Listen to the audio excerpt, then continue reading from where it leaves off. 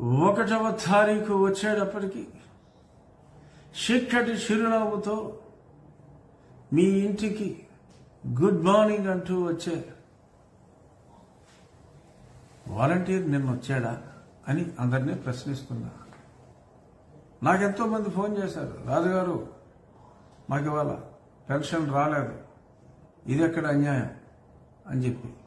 ఏంటంటే మీకు పెంచుతానన్నాడు కదా, పెన్షన్ కూడా రాబోతుంది ఏంటంటే, అదేనండి రాలేదు, నిన్నంతా ఎదురు చూసాం, ఫోన్ చేస్తే 2 రోజులు పడుతుందన్నారు. ఇవాళ కూడా రాలా. ఎవరో చెప్తున్నారు 3వ తారీఖు మరి ఆయన క్యాండిడేట్ లిస్టు ఫైనలైజ్ చేయటం లేట్ అయిందట. ఆ లిస్టు ఫైనలైజ్ చేసి అంటే ఒక 40 మందిని పీకుతారట.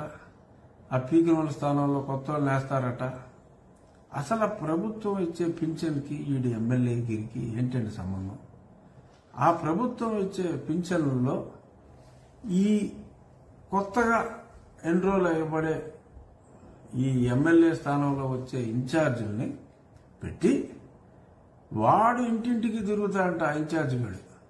ఆ ఇన్ఛార్జి గారు ఇంటింటికి తిరిగి మరి ఈడు కూడా మరి చిక్కటి చిరునవ్వు ప్రాక్టీస్ చేస్తాడేమో నాకు తెలీదు. మరి వీడు ప్రాక్టీస్ చేసి ఆ వాలంటీర్లతో ఎన్ని కొంపలు తిరుగుతాడో తెలీదు. మరి అన్ని కొంపలు తిరిగి ఆడే ఇవ్వాలంటే అసలు ఈ పెన్షన్ ఎప్పుడు వస్తుందో దేవుడికి తెలియాలి. మరి ఇలాగ కేవలం తన వ్యక్తిగత పబ్లిసిటీ కోసం ఏదో సొంత డబ్బు ఇస్తున్నట్టు ఏదో బిల్డప్లు ఇచ్చుకుంటూ ప్రభుత్వ సొమ్ముని మరి ఈ రకంగా వ్యక్తిగత పబ్లిసిటీ కోసం వాడుకోవటం అనేది అత్యంత దారుణం. దానికోసం నెల తిరిగేటప్పటికి మరి ఖర్చుల నిమిత్తం, మందుల నిమిత్తం, ఇతర బాధ్యతల నిమిత్తం మరి 1వ తారీఖు ఉదయానికల్లా చిక్కటి చిరునవ్వు కోసం ఎదురు చూసే అవ్వ తాతలకే జగన్ ఇదా నువ్వు చేసేది? ఇంతటి నిరాదరణ కేవలం ఆ చీప్ పబ్లిసిటీ కోసం, ఇంతటి నిరాదరణ. వాళ్ళు శపిస్తున్నారయ్యా, తాతలు అవ్వలు శపిస్తున్నారు.